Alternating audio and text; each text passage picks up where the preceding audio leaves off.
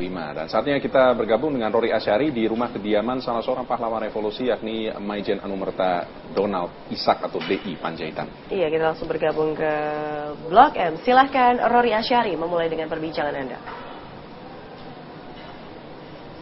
Teman-teman dan juga pemirsa, peristiwa G30S 1965 adalah catatan kelam perjalanan sejarah bangsa kita.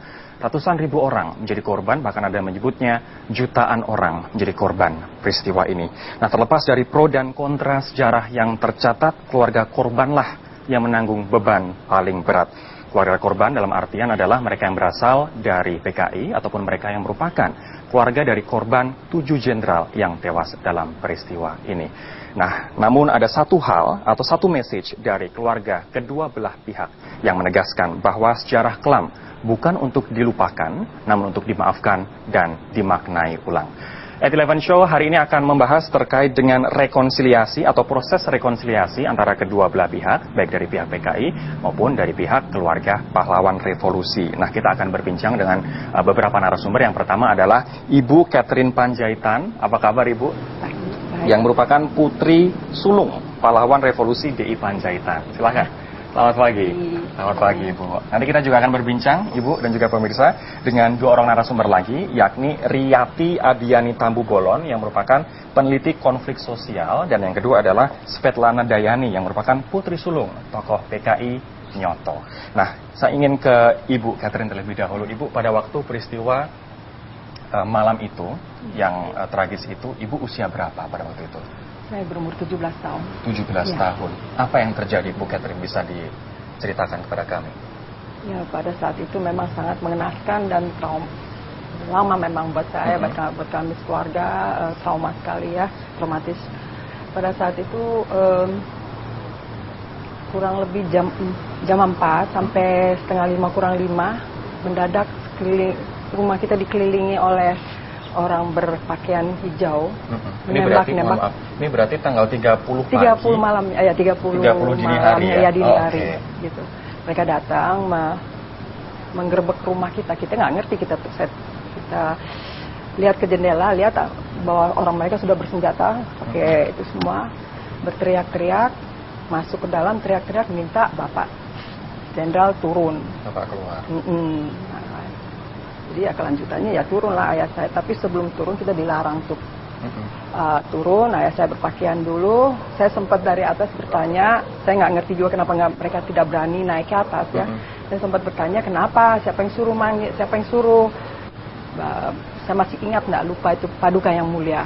Nah, terus ayah saya langsung pakai seragam lengkap turun ke bawah, turun tangga, terus ke depan.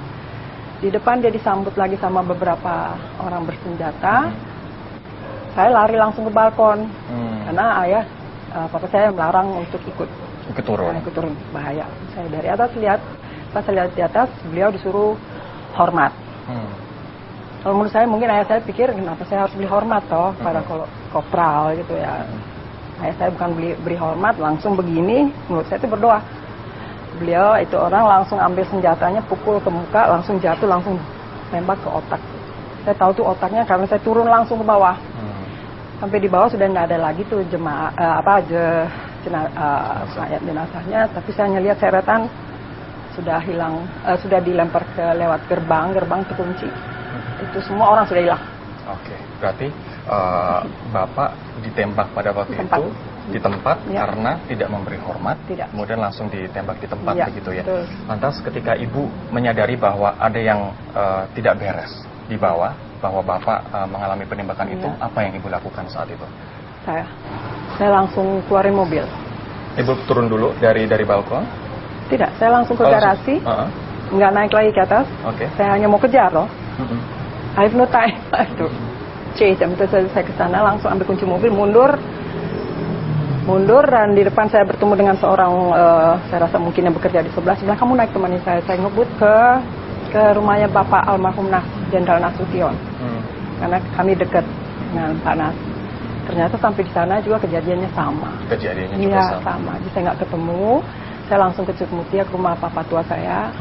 Ya udah, jam 8 saya balik sini sudah penuh orang-orang dan ya itu. Pada saat setelah ayah ditembak, Ibu Ibu yang sesuai dengan sejarah yang saya baca, Ibu mendatangi Ya. tempat lokasi penembakan ayah, Sorry, kemudian Pak. apa yang Saya Ibu lihat lakukan? itu darah tersimbah.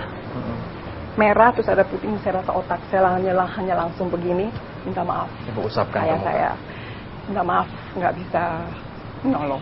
Hmm. That's it. Saya balik, langsung saya pergi. Kalau ibu saya di atas sudah bolak-balik pingsan. Dan terus terang rumah ini juga sampai sekarang tidak ada berubah.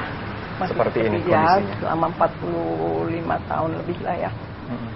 Ibu minta supaya jangan diubah, biarkan aja sebagai sejarah. Kemudian Ibu adalah putra pertama dari 2 bersaudara begitu ya? 6 Oh, mohon maaf, 6 bersaudara. Lantas adik-adik yang lain pada Adik-adik waktu itu saya di mana? Di atas, kan Di atas perintah semua. ayah saya nggak boleh yang turun. Hmm. Saya aja yang turun bandel, Mm-mm. ngejar. Tapi memang pada saat saya turun ke bawah, adik saya yang laki-laki 2 turun. Hmm. Turun ke bawah, nah adik saya yang satu Salomo Panjaitan ngambil sepatunya, yang satu yang Pak Hotma Panjaitan ambil topinya. Ya sudah, kami bertiga ya tinggal nangis aja di situ. Untuk Ibu sendiri, tadi Anda mengatakan Ibu berulang-ulang pingsan begitu. Kondisi Ibu pasca... Orang tua saya, mama saya Ya, maksudnya. Ibu Catherine maksudnya. Ibu dari Ibu Catherine Nah, maksudnya. oh ya. Berulang-ulang kali pingsan begitu. Bagaimana kondisi ibunda dari Ibu Catherine pada waktu itu? Melihat bahwa akhirnya suaminya dieksekusi di depan mata sendiri. Ya setelah saya pulang jam 8 itu kejadian sampai setengah 5 kurang 5. Itu ada setelah setahun ada rekonstruksi. Itu semua tentara-tentara yang hadir di sini pada 1 Oktober mereka dikumpulkan masing-masing suruh menerangkan di mana beliau mereka pada saat kejadian.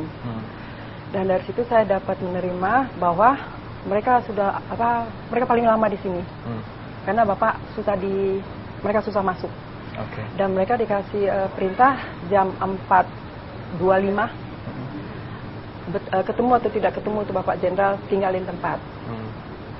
Kurang 5 menit lagi sebenarnya. 5 menit kurang ayah saya turun loh. Buat saya sebenarnya satu penyesalan ya. Kurang 5 menit. Ibu pasca peristiwa itu apakah keluarga akhirnya meninggalkan rumah ini atau seperti apa? Setelah saya pulang jam 8 semua orang sudah 8 mengumpul. pagi, Mama ya? saya biasalah pingsan terus, tidak bisa terima keadaan. Akhirnya dari Angkatan Darat kita disuruh pindah. Karena takut masih diincar ya. Jadi kami sore-sore pindah semua ke rumah bapak tua saya. Oke. Kami nanti akan berbincang terkait dengan proses rekonsiliasi antara keluarga dari 7 pahlawan revolusi dan juga keluarga dari PKI. Namun kita juga nanti akan berbincang dengan pengamat atau peneliti konflik sosial yakni Rianti Abiyani Tampu Bolon. Sesaat lagi tetaplah bersama kami di 811 Show.